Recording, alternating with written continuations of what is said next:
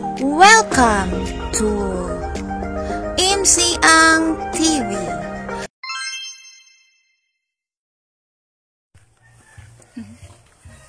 Hi guys! Welcome to our bukid!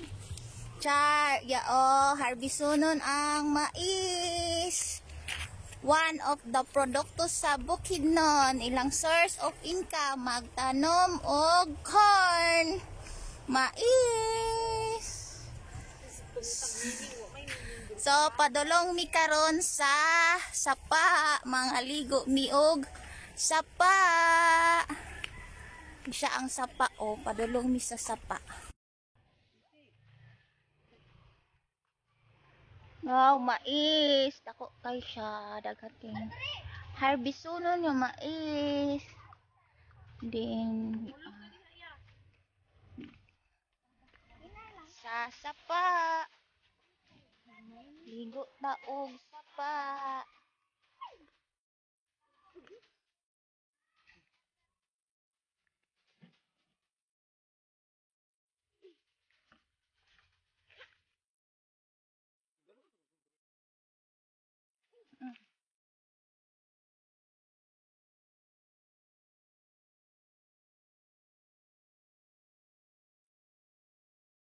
Uy, daghan mo na maligo. Wow.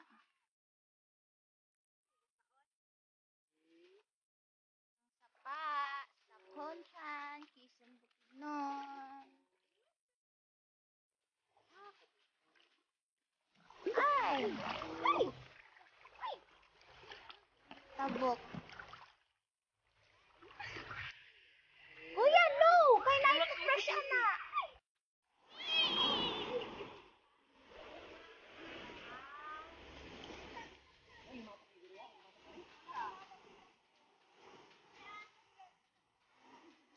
Hello mga higala, mauni ang sapa sa among lugar sa Ponchan, Quezon, Bukidnon.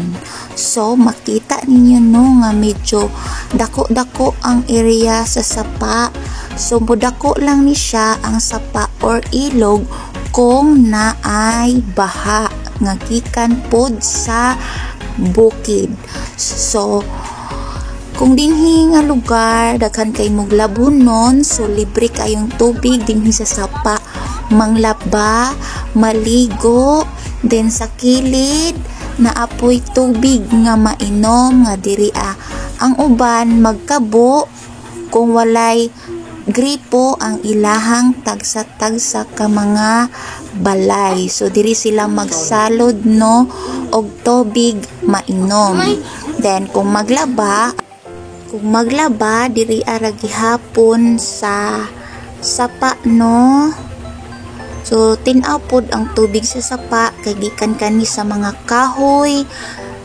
kahoy nga gikan sa bukid. Ang sapa o ilog is helpful or dako kay siya ikatabang sa mga residente diri nga labi na gyud nga walay gripo o tubig sa tagsa-tagsa nila kapanimalay nga dili pareha sa syudad no nga daghan abunda og tubig nga nara sa balay kay nay gripo pero good luck pod sa bayronon biling. Samantalang diri sa bukid libre ang tubig kung daghan ka og labhonon.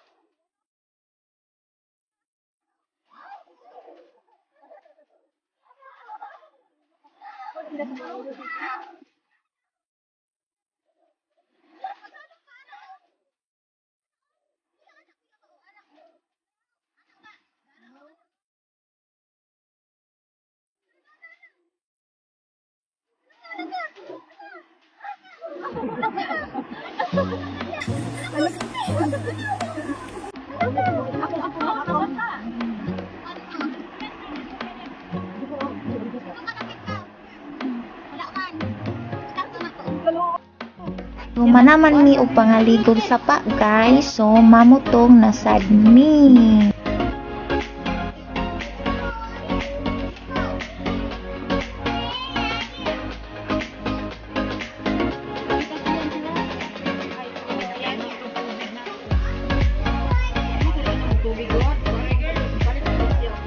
Napungahan ko kay gabi-gabi biyang inom nila gani gabhapon.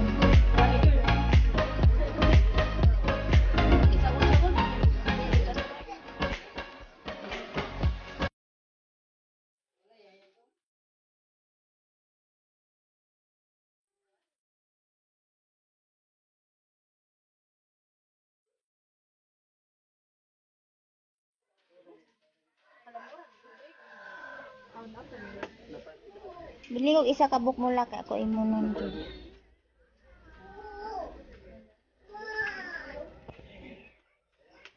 Thanks for watching.